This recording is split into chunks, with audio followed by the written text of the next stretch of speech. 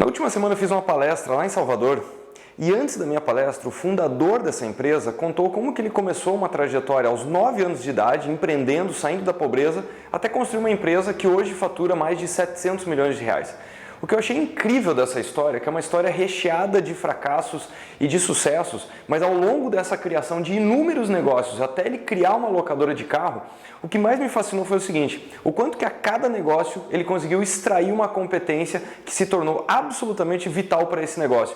Então ele conta que no primeiro negócio ele teve dificuldade de fluxo de caixa, depois num outro negócio ele aprendeu muito sobre financiamentos, depois ele começou a fazer uma locadora de bicicletas usadas.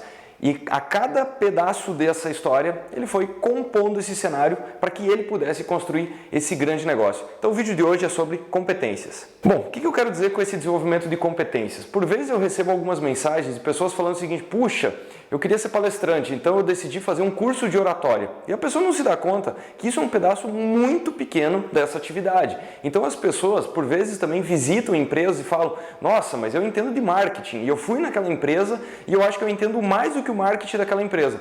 É provável que sim, só que o que a pessoa não está se dando conta é que ela entende de um pedacinho de um negócio que é muito grande, de uma série de competências que tiveram que ser desenvolvidas, harmonizadas e tiveram que ser encaixadas como oportunidade de mercado. Então, voltando no exemplo do palestrante, oratória é um componente dessa história, mas apenas um dos componentes. O que mais que a pessoa precisa ter? Ela precisa fazer bons conteúdos, precisa ter repertório, precisa ter um bom currículo, precisa ser uma pessoa conhecida, precisa ter uma base de seguidores. Será que tem uma base de pessoas que referendam e recomendam o trabalho dessa pessoa?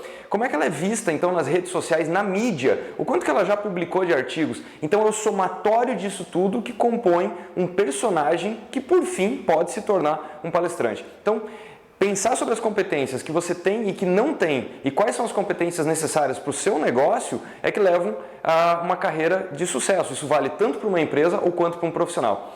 E por mais que você tenha altos e baixos, é bom lembrar o seguinte: na média você está exatamente aonde as suas competências são capazes de te levar. O que eu quero dizer com isso? É uma análise um pouco dura, mas se algo não está acontecendo, sério, não é a vida que está te sacaneando. Provavelmente é você que não conseguiu mapear quais são as competências que o mercado demanda e não conseguiu desenvolvê-las. Conseguir ter sucesso é esse fit do que o mercado está pedindo, mais uma vez, seja para você, pessoa física, ou para sua empresa, e com aquelas competências que você tem ou não tem. Todos nós temos esses pontos cegos, esses pontos de falha, pontos de oportunidade de melhora, mas é muito difícil fazer essa análise. O que o mercado está querendo e o que você já tem e não tem.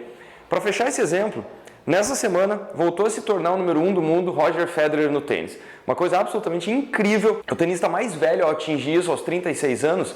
E se você buscar as estatísticas individuais da ATP, o Federer lidera apenas uma. Ou seja, ele não é o cara que saca mais forte, ele não é o melhor devolvedor, ele não é o melhor voleador, mas ele consegue harmonizar tudo isso como ninguém. Concluindo, tem outros tenistas que são melhores em competências individuais do que ele, mas ele consegue fazer tudo isso de uma forma mais equilibrada e consegue ser o melhor. A única característica que ele lidera, que é sim ponto em comum de todo mundo que eu conheço que faz sucesso, ele lidera estatística reação sob pressão. Quando ele está com um breakpoint ou quando ele está num ponto muito crítico da partida, ele é sempre o melhor. Então, tem até a campanha de uma famosa marca de relógios que ela fala o seguinte: Don't crack under pressure. O que quer dizer? Uma característica que acima de todas as outras é essencial é como você consegue lidar com pressão, com estresse e com as dificuldades de tentar performar em alto nível.